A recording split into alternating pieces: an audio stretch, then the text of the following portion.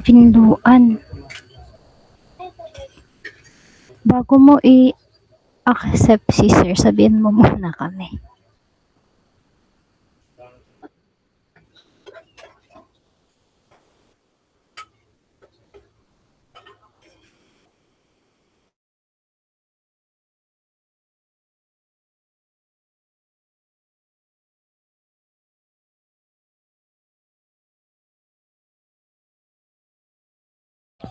Tsaka pa-ready na rin pala yung magre-record ng screen. Kay Briones ba yun? Tama ba? Pa-ready na lang po. Thank you. Okay lang din ba if mag-screenshot ka din after? Kaya ba siya? Na-record ko na. Okay, thank you. Start na.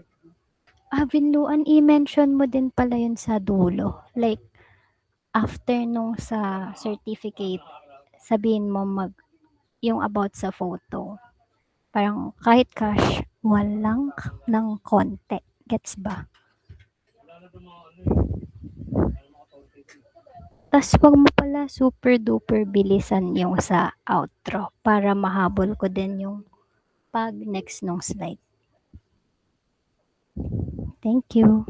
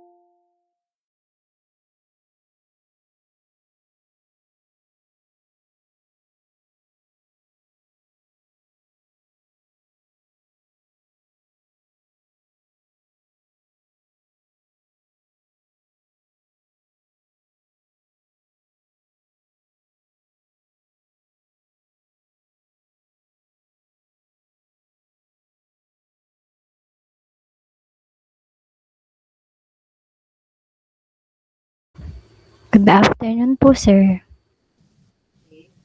Hi sir, good evening po. Hello po, good evening po. Sir, before we formally start po, ask ko lang po if okay lang po ba sa inyo na i-record po namin tong session na to para po maipasa po din namin sa prof namin. Okay, wala namang problema. Thank you po, sir. So, start na po tayo. Sige po. So, kailangan ba naka-open camera ko or Okay lang po. sige po? I mean, okay lang na naka-off or kailangan siya naka-on? Siguro po mas better po if naka-open, pero okay lang din naman po if i-off niyo. Baka Sige, if not na lang. open na lang siguro. Sige po, Thank you po, sir. sige po.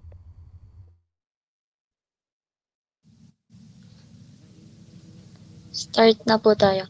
Good evening po, sir. I'm Ashley and I will be your interviewer for tonight po. I am with my group members po. Briones, Pingol, Posadas, Binluan, and Tamor po. We are second year radiologic technology students from World City Colleges po, taking RT 205, Patient Care Management. We are here to conduct an interview about medical emergencies and patient assessment in the practice of radiologic technology. First of all po, before we start po, I sincerely apologize po because I'm unable to turn on my camera right now po. Biglaan po kasing nawala ng kuryente. Sige po. Okay po. Um, Thank you po sa pag-accept sa request po namin for giving your time tonight after your duty. Super big help po for us to better understand medical emergencies and patient assessment in real clinical practice po. Also po, before we proceed po, is it okay lang po if we ask you to kindly introduce yourself po and how would you like us to address you po, sir? Okay, sige. Ako po si Muhammad Jamal QS Ninoso, registered radiologic technologist. 6 years of experience sa hospital. Then, nag-handle na ako ng CT scan, MRI, and general radiography. Yun. Thank you for that introduction po, sir. It's a pleasure to meet you po. We can now proceed with the interview question po. Ready na po ba kayo? Chill lang po to, parang kwentuhan lang. Sige po. Okay po. Next po. Good evening po, sir. For the first question po, can you describe how you assess a patient before starting any radiologic procedure po? Okay, first thing na kailangan niyong gawin is verify niyo muna yung identification ng pasyente niyo.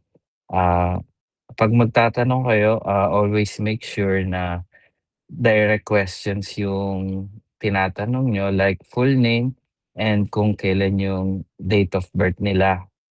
Then after nun, once na nabigay na nila, ire-review niyo na yung request nila, and for example, if yung patient niyo is for MRI, kailangan niyong mag-conduct ng proper screening, tulad nung allergies, kung meron silang metallic implants, pacemaker, and yung mga gano'n. Tapos kapag may contrast naman yung procedure na gagawin sa kanila, 'wag niyong kakalimutan na i-check yung creatinine nila, kasi kailangan normal yun since factor yun 'pag contraindication siya sa contrast studies.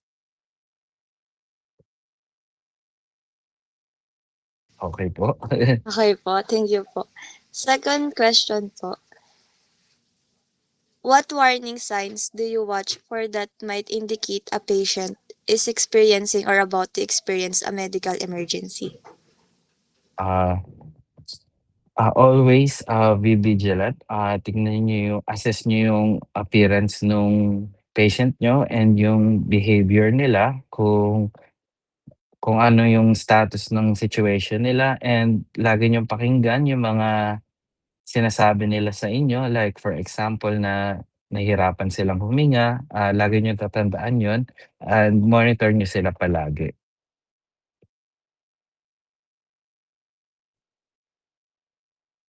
Okey. For the third question naman po, have you ever encountered a medical emergency during an imaging procedure? What actions did you take? Okay, nagkaroon ako ng experience na ganyan recently. Sa MRI siya, yung pasyente namin, nag-press siya ng buzzer and nagreklamo siya sa'min na nahihirapan siyang huminga. So 'pag gano'n, kailangan niyong gawin is stop niyo agad yung procedure, then ilalabas niyo yung pasyente sa loob ng MRI machine. Since yung mga emergency equipments na tulad nung, mga defibrillator, yung mga gano'n, bawal kasi siya sa loob ng MRI machine since yun nga, strong magnet yun and pagkalabas niya sa MRI room, imo-monitor niya yung vitals niya, kapag 'pag hindi maganda yung vitals niya, inform niyo na yung emergency team, tulad ng emergency room and report yung situation.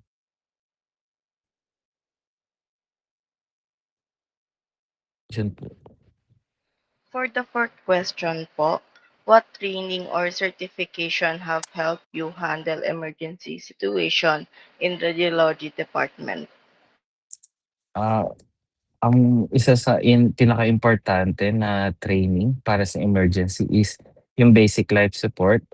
Sobrang importante niya lalo na kung sa hospital magtatrabaho and magagamit din siya outside hospital since yun yung importante na kailangan matutunan ng kahit sinong tao, lalo na kung nagtatrabaho sa hospital.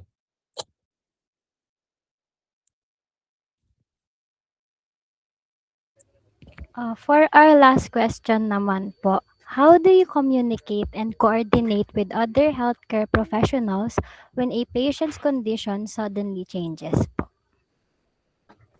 Kapag may mga ganyang senaryo, kailangan yung makipag-usap ng efficiently and clearly kasi importante na ma-explain niyo or ma-endorse niyo sa doktor or sa ibang healthcare worker, sa mga nurses natin kung ano yung condition ng pasyente, kung from start to finish, kung nagsimula kayo na minonitor mo, okay naman yung pasyente, then all throughout ng scan biglang naka-experience yung pasyente ng paninikip ng dibdib, then kailangan niyo siyang i-explain ng maayos sa pasyente para alam din nung nurse na yun or nung mga doctors natin kung ano yung next step na kailangan nilang gawin. Ayun po. Thank you po sir sa pag-answer nung 5 questions po namin. Okay lang po ba may additional question po ako? Sige, wala namang problema. At sa 6 years of experience niyo po, ano po yung pinaka-memorable na emergency case po for you po? Siguro ang di ko alam kung it's a good thing or a bad thing, pero siguro ang pinaka-memorable kasi sa'kin is yung namatayan ako ng pasyente during the scan. Routine scan lang siya, so brain CT scan lang siya and supposed to be mabilis lang yung scan. Then pero bago kasi bumaba, in-insist nung attending physician niya na mag-proceed dun sa procedure kahit unstable na yung pasyente. So 'pag gano'n, ginawa make sure na meron kayong request form na nagno-note dun na nagpapa-proceed yung attending physician niya knowing na unstable yung pasyente. So 'pag gano'n siyempre once may proper documentations na kayo, dun lang kayo makakapag-proceed dun sa procedure. Then yun, Ayan. Thank you po sir. Bale, sumakto po dun yung nasabi niyo nga po kanina na about po sa pagiging vigilant niyo po na kailangan sobrang present-minded po natin kasi hindi lang naman po basta-basta lang po yung work natin. Kumbaga, buhay pa rin po siya ng pasyente. mm. Thank you po. Sige po, wala na po bang questions? Kung meron, okey lang po. Yung iba guys, meron po ba kayo? Ayan, wala naman daw po sir. Wala na po.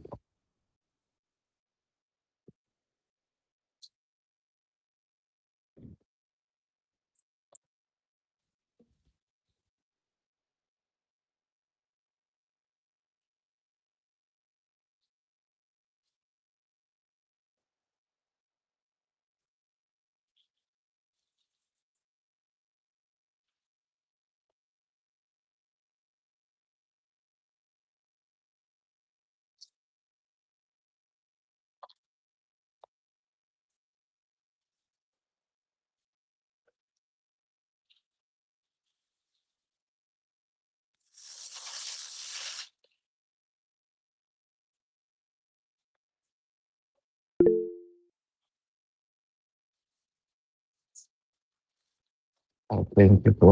May nag-raise pa naman. Sorry po, technical issue. Okay lang po.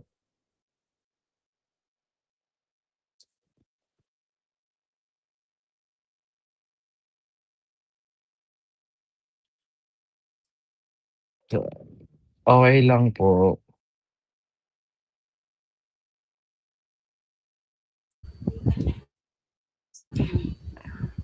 Wait, ako na lang po bibilang. Smile po. Ashley, okay lang ba if pa-open? 1, 2, 3. Thank you po, sir. Thank you po. Thank you po. Good luck po sa Thank you, sir. inyo. Po, sir. Thank you po, Thank you sir. po, sir. Thank you po. Good luck po. Thank you po. Ay, wait, sorry. Sabi sa akin 30 minutes yung call. Okay na ba to sa grade nyo?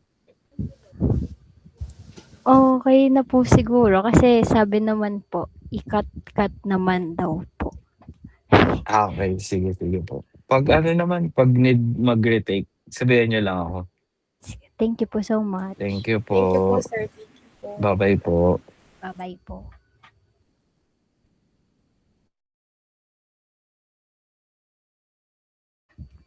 Okay na ba yun? Ang bilis, parang di tayo nagko-comment tuwing may ina-answer. Nakailang minutes? Sino nag-video? Mga 18 minutes lang, 18? guys. Kasama 18? yung pinakaunang enter natin.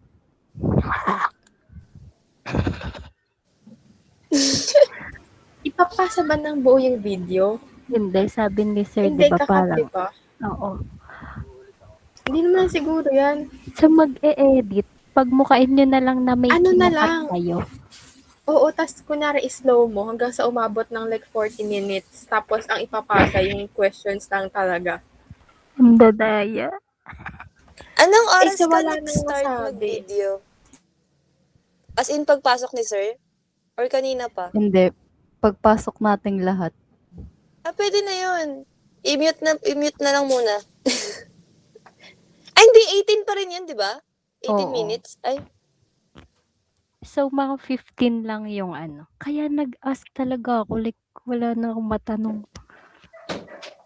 wala akong mata. Oo, legit. Wala din kasi tayong matatanong. Like, basta, gano'n na lang talaga. Slow mo, screenshot, 40 minutes. Tapos ipapasa, 15 minutes. Gano'n na lang yun. Oo. Oo, tama. Kailangan lang naman makita ni Sir Gwen na naka 30 plus minutes tayo. Pero hindi kasi yun yung ipapasa natin. Nga, hindi. Pero magpapasa ng video yung leader. Oo. Pero edited video ang So, paano mo na basahin group po? natin. Naka, ano pa rin yung, mo, PPT. Ano? Paano ka nakapag-group photo if pa rin yung PPT? Bumalik na ako sa Meet na. Kasi pagka nasa PPT lang ako, wala kayo. Wala, Wait, na basahin tayong nga kulang, natin. no? Video na lang talaga. Oo. Wait, basahin natin yung instructions sa video. Titanggalin mo na yung PPT kasi nakaano lang. Thank you po, sir. Wait lang.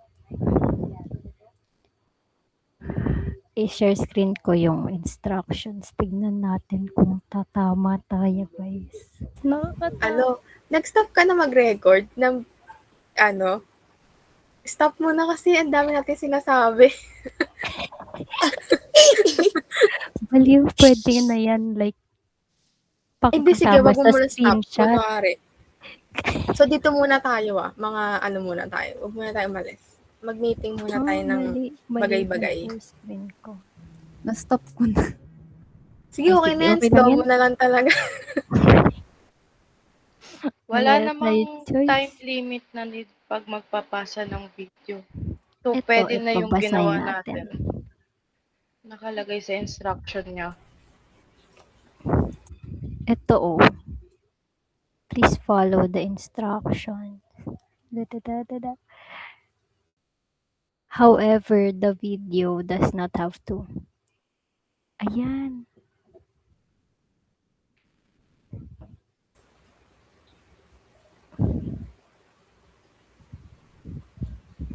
Okay So, na. hindi naman pala niya kailangan malaman kung ilang minutes eh.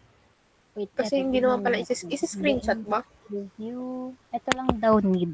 Yung video na ipapasa. Yung consent form, yung sinend ni Vinluan kanina. Tas reflection.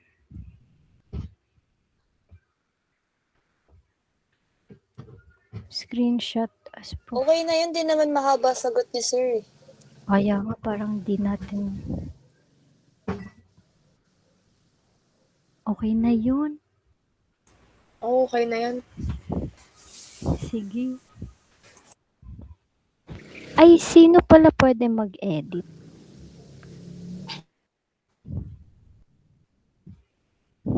Leona, pwede ka ba mag-edit? Hindi ako maalam mag-edit ng video. Sino po pwede?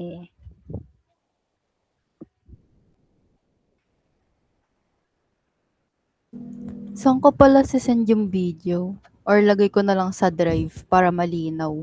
Sa drive na lang muna. Kasi di pa natin alam sino mag-edit. Sige. Guys, sino mag-edit? Ngayon ba ipapasa yan? Hindi pa, sa 16 pa. Pero kailangan pa natin gumawa nung docs for reflection. Pwede naman ako mag-edit. Kaya lang ko kasi ma-edit ngayon eh. Okay lang. After nito. Kahit bukas mo na lang edit if carry mo. Basta kung kailan ka na lang carry mo. Sige, wala nang pasok bukas eh. Uy, Kung kahit sa Hindi na PE wala. online class pala. Ba yun?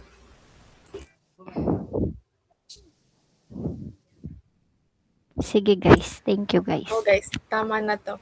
Okay, Kaya na pa bye-bye. tayong tanghali nagkikita. So, bye na. Ganyan pa din mga suot natin. Bye-bye.